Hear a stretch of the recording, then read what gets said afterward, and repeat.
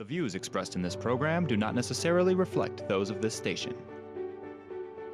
Welcome back to Insights into Northeast Michigan. Let's continue our conversation with Undersheriff Terry King and Eric Watkins of Home Confinement. People are honoring the system. They're able to pay a little less of the fraction of the cost rather than being incarcerated in jail.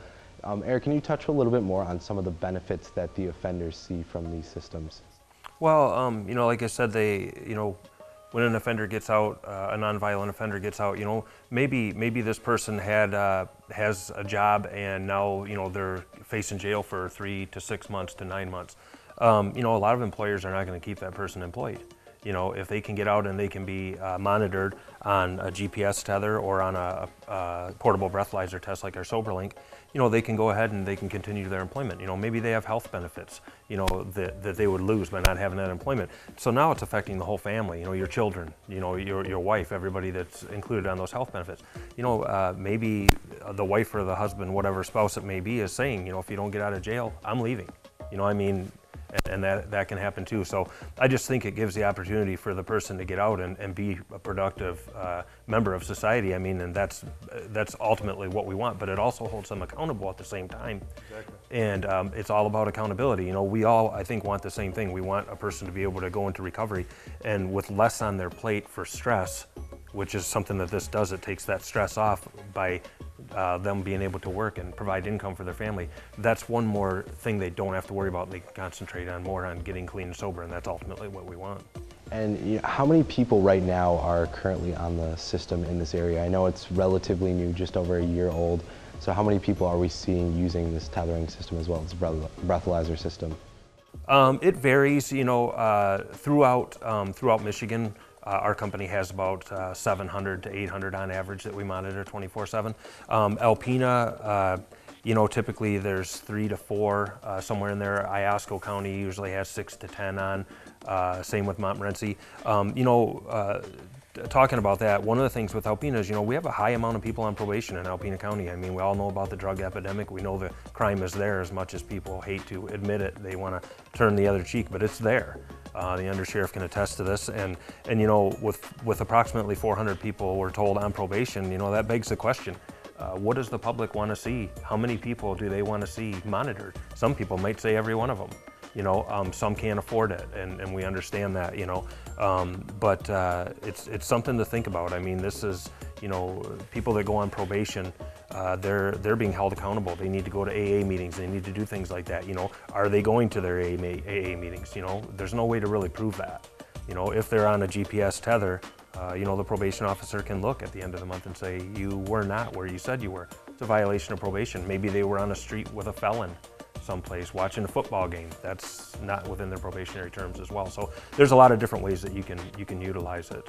And I know this technology is rather new, but have you seen any repeat offenders so far who have used this technology and have had to go back to being incarcerated or back to using this system?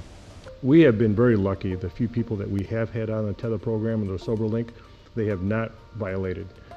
There have been a couple times because of the monitoring that the company does, we were notified that a particular individual may have just went by an exclusion zone or barely went through an exclusion zone because of the roadway he traveled, or by chance that he was going down the road and he was driving 72 miles an hour, which is a violation.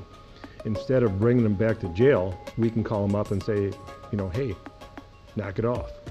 Kind of put him in check here a little bit. We're monitoring you, we see you. And I've said this before too, is for a lot of these individuals on the monitoring system, on the GPS, it's very accurate, right down to just a couple feet. I cannot tell you what you ordered at McDonald's, but I can tell you you were there for 20 minutes. And we can go from there as to what possibly transpired if it was a violation.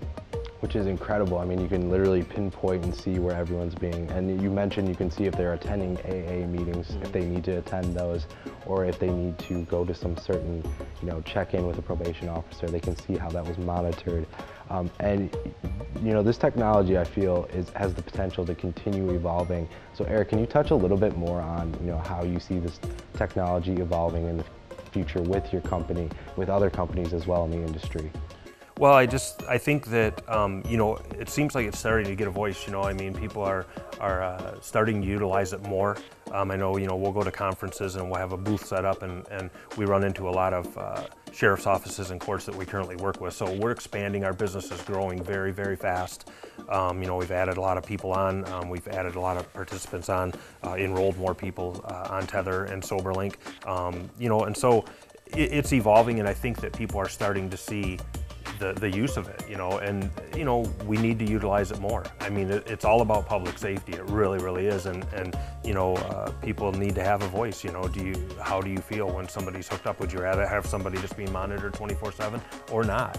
You know, like the undersheriff said, we can put exclusion zones around places. You know, we also, if somebody's on what they call house arrest, they're not allowed to leave their home except to go to a probation officer's meeting or something like that, or AA meeting. So we can actually put a 200 or 300 foot area around that home, and when they get outside that 300 feet, we get an alert. As he talked about the speed, we can tell how fast the person's going.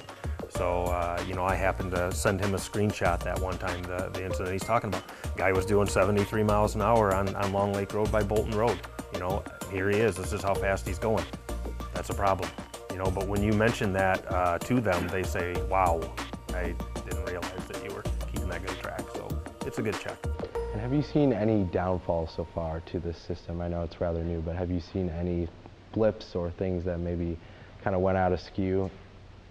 None whatsoever. There's always the possibility, I should say, that someone may go rogue and cut their tether off. And when that does, they'll send an alert right away to his last location. That hasn't happened yet. Obviously, if it does happen, that individual, sooner or later, they're going to get caught. And now they're not only going to have to go back to jail, but they're going to have additional charges and expense for cutting that tether off and destroying it. But yeah, we have not had any situations right now that from anyone that would go following those guidelines. And we're in the process of beginning to start to build a new jail. Do you think this technology is going to be pivotal in helping to ease when they have to move inmates over to that new jail? Oh, it'll be huge. Any type of new technology like what we have is going to be beneficial to the new jail. Obviously, with the new jail being built, it's going to be bigger. It'll be more modern. It'll have modern technology. And we will continue working with the judges as far as selecting various people, or the various attorneys that may go to the judge, say, hey, I think my client would benefit from a tether program. Let's work with them. Let's work with those attorneys. Let's work with those people that ask for it, and let's start monitoring people. It's free technology for us, per se. The clients have to pay for them, but it will be very beneficial. Coming up next, we head to Iosco County to visit their jail and see how they maintain their jail population. That's next on Insights into Northeast Michigan.